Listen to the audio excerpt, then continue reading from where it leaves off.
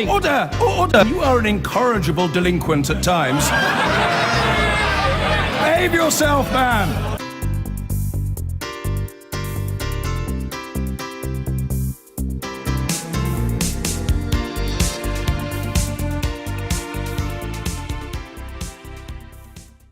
Ladies and gentlemen, please welcome Representative Joseph Kennedy III from Massachusetts.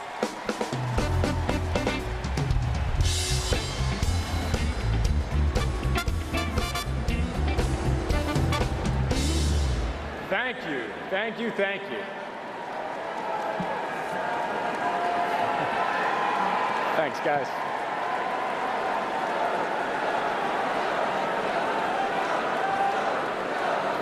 This is my first day of law school, my very first class.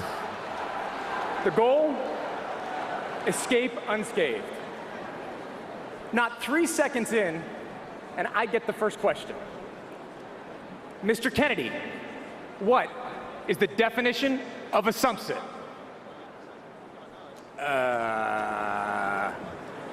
Mr. Kennedy, you realize a sumpsit is the very first word in your reading. Yeah, and I actually circled it because I didn't know what it meant. Mr. Kennedy, do you own a dictionary? That's what people do when they don't know what a word means. They look it up in a dictionary. I never showed up unprepared for Professor Elizabeth Warren ever again.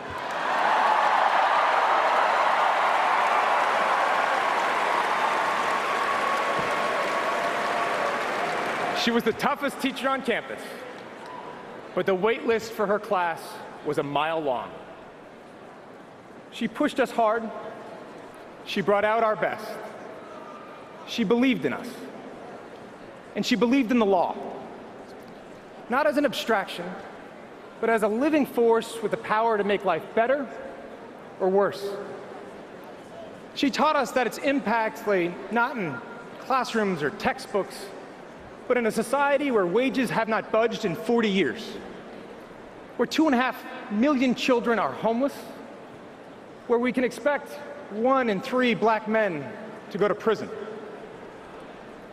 Our laws have human consequences. That fact fueled a law school professor to take on this country's most entrenched financial interests.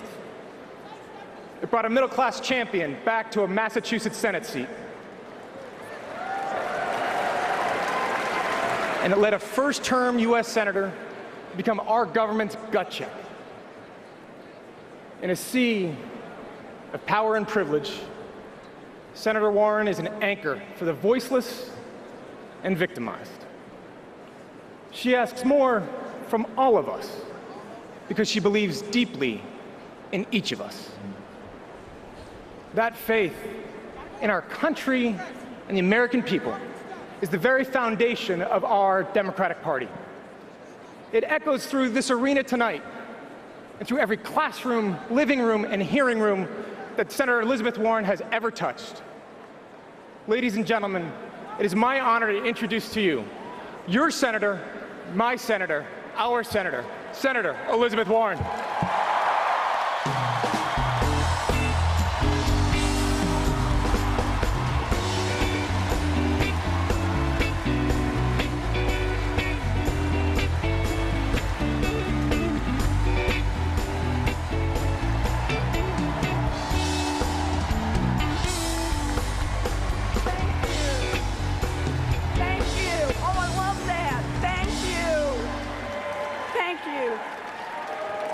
Thank you, Joe, and thank you, Massachusetts, for the great honor of serving as your senator. Thank you, guys. What a night. Wow.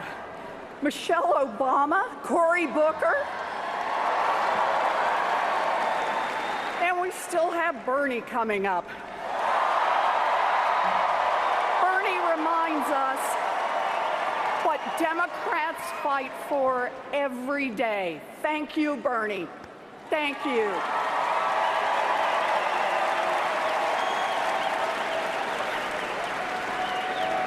Now, we are here tonight because America faces a choice, the choice of a new president.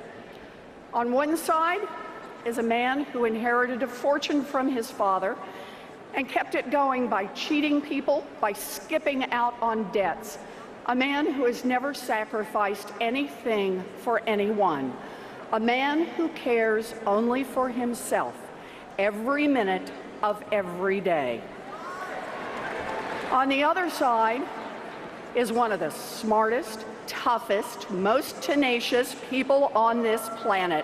A woman who fights for children, for women, for health care, for human rights.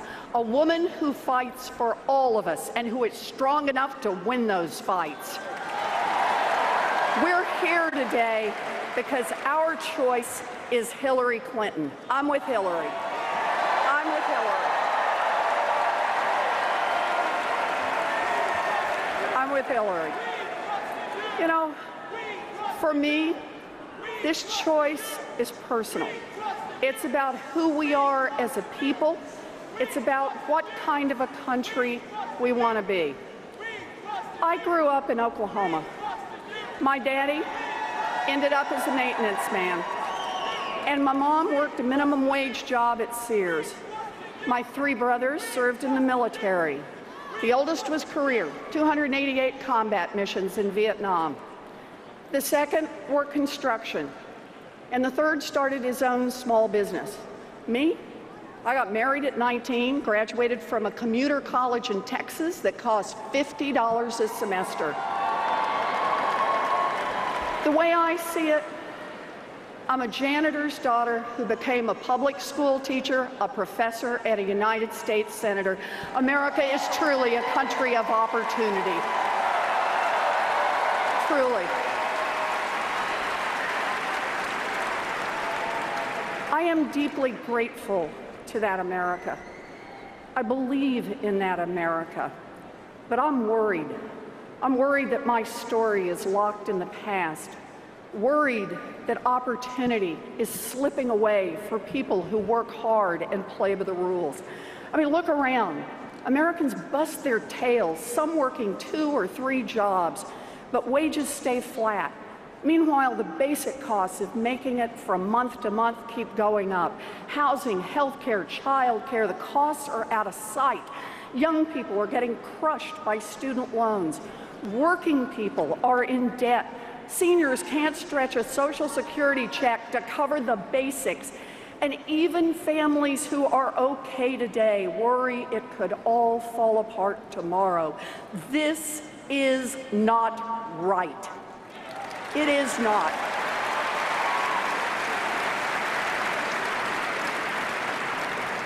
And here's the thing. America isn't going broke. The stock market is breaking records. Corporate profits are at all-time highs. CEOs make tens of millions of dollars. There's lots of wealth in America, but it isn't trickling down to hardworking families like yours. Does anyone here have a problem with that? Yeah, well, I do too. People get it.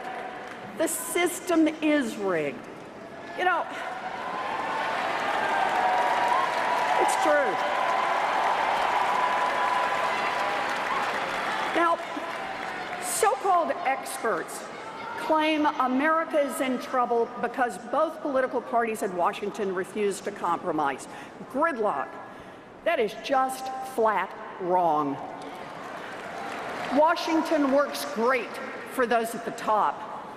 When giant companies wanted more tax loopholes, Washington got it done. When huge energy companies wanted to tear up our environment, Washington got it done.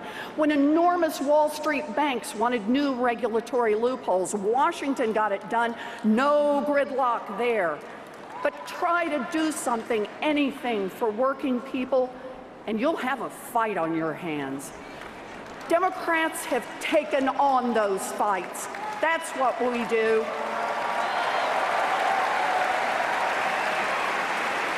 Democrats fought to get health insurance for more Americans. Democrats fought for a strong consumer agency so big banks can't cheat people. We fought, we won, and we improved the lives of millions of people. Thank you, Barack Obama.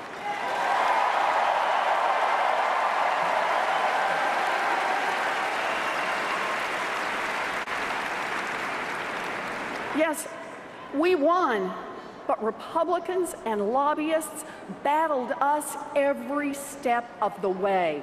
5 years later, that consumer agency has returned $11 billion to families who were cheated. And Republicans, they're still trying to kill it. Now look, I'm not someone who thinks that Republicans are always wrong and Democrats are always right. There's enough blame to go around. But there is a huge difference between people fighting for a level playing field and the people fighting to keep the system rigged. Look at Congress since the Republicans took over.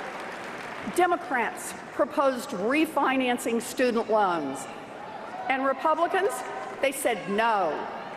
Democrats proposed ending tax breaks for corporations that ship jobs overseas, and Republicans, they said no. Democrats proposed raising the minimum wage, and Republicans, they said no. So to every Republican in Congress who said no, this November, the American people are coming for you.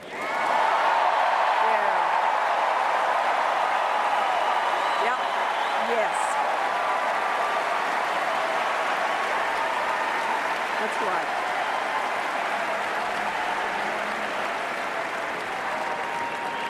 And where was Donald Trump?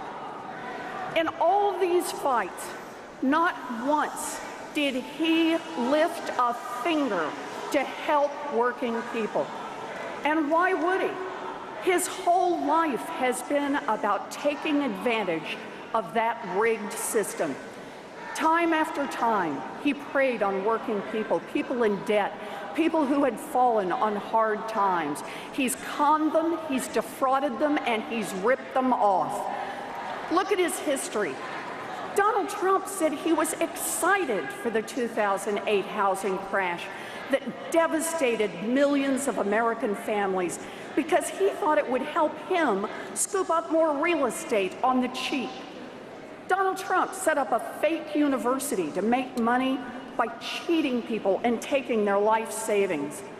Donald Trump goes on and on and on about being a successful businessman, but he filed business bankruptcy 6 times, always to protect his own money and stick the investors and contractors with the bill. Donald Trump hired plumbers and painters and construction workers to do hard labor for his businesses. Then he told them to take only a fraction of what he owed or fight his lawyers in court for years. So, what kind of a man acts like this?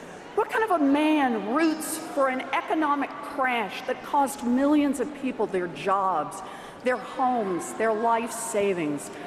What kind of a man cheats students, cheats investors, cheats workers? Well, I'll tell you what kind of a man. A man who must never be President of the United States.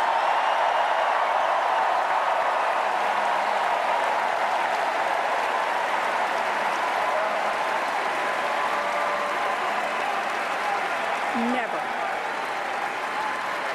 And we've got the leaders to make it happen.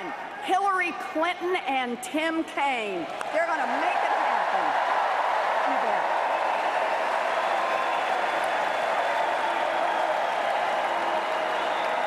Look, Donald Trump knows that the American people are angry, a fact so obvious he can see it from the top of the Trump Tower. So now he's insisting that he, and he alone, can fix the rigged system. Last week, Donald Trump spoke for more than an hour on the biggest stage he's ever had, But other than talking about building a stupid wall, which will never get built,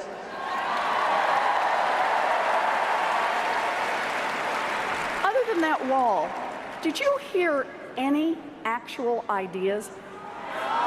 Did you hear even one solid proposal from Trump for increasing incomes or improving your kids' education or creating even one single good-paying job? Look, let's face it, Donald Trump has no real plans for jobs or for college kids or for seniors, no plans to make anything great for anyone except rich guys like Donald Trump. Just look at his ideas. Donald Trump wants to get rid of the federal minimum wage. Donald Trump wants to roll back financial regulations and turn Wall Street loose to wreck our economy again.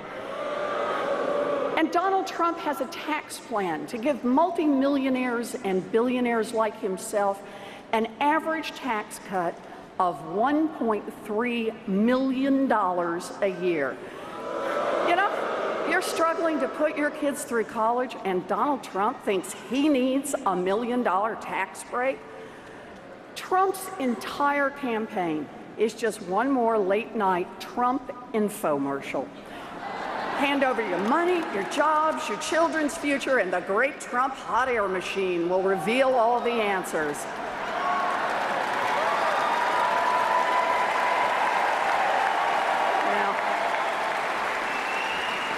And for one low, low price, he'll even throw in a goofy hat.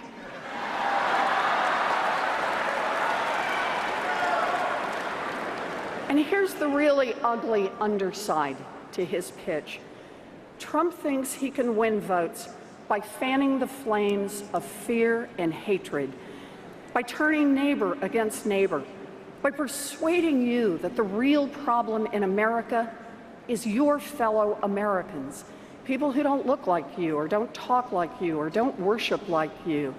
He even picked a vice president famous for trying to make it legal to openly discriminate against gays and lesbians. That's Donald Trump's America, an America of fear and hate, an America where we all break apart. Whites against blacks and Latinos, Christians against Muslims and Jews, straight against gay, everyone against immigrants, race, religion, heritage, gender. The more factions, the better. But ask yourself this. When white workers in Ohio are pitted against black workers in North Carolina or Latino workers in Florida, who really benefits? Divide and conquer is an old story in America.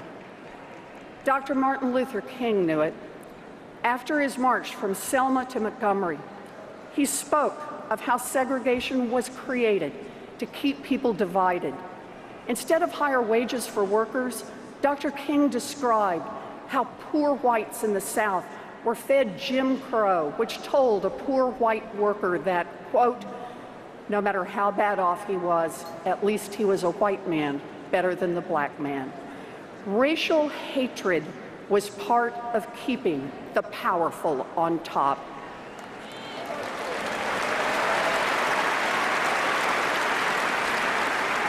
When we turn on each other, bankers can run our economy for Wall Street, oil companies can fight off clean energy, and giant corporations can ship the last good jobs overseas. When we turn on each other, rich guys like Trump can push through more tax breaks for themselves, and then we'll never have enough money to support our schools or rebuild our highways or invest in our kids' future. When we turn on each other, we can't unite to fight back against a rigged system. Well, I've got news for Donald Trump. The American people are not falling for it. We've seen this ugliness before, and we are not going to be Donald Trump's hate-filled America. Not now, not ever.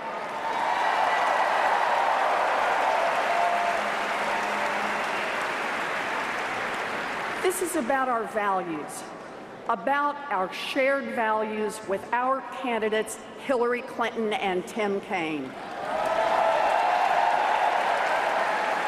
Let's talk about those values. We believe that no matter who you are, no matter where you're from, no matter who you love, equal means equal. Hillary will fight to make sure discrimination has no place in America, and we're with her.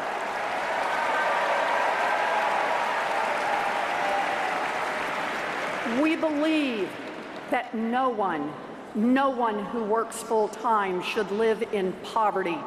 Hillary will fight for raising the minimum wage, fair scheduling, paid family and medical leave, and we're with her.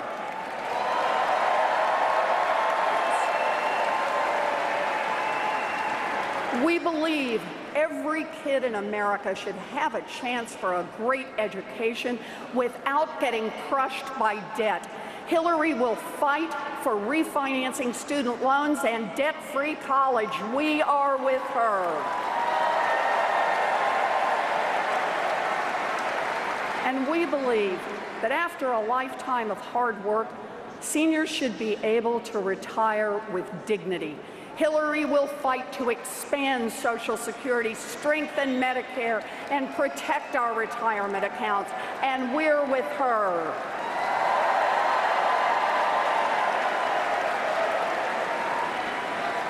We believe that oil companies shouldn't call the shots in Washington, that science matters, that climate change is real. Hillary will fight to preserve this earth for our children and grandchildren, and we're with her.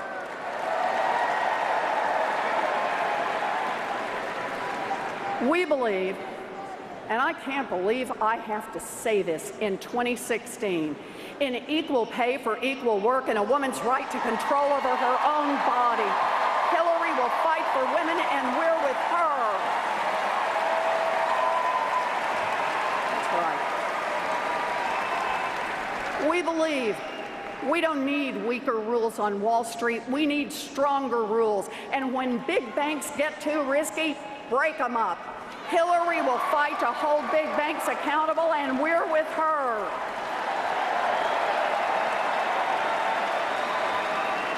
And we believe that the United States should never sign trade deals that help giant corporations but leave workers in the dirt. Hillary will fight for American workers, and we're with her.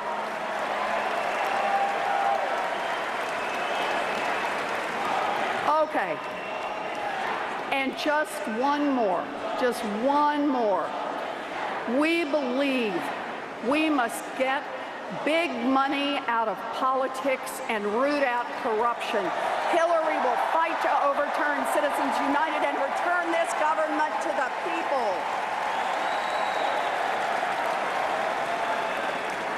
If you believe that America must work for all of us, not just for the rich and powerful, if you believe we must reject the politics of fear and division, if you believe that we are stronger together, then let's work our hearts out to make Hillary Clinton the next president of the United States.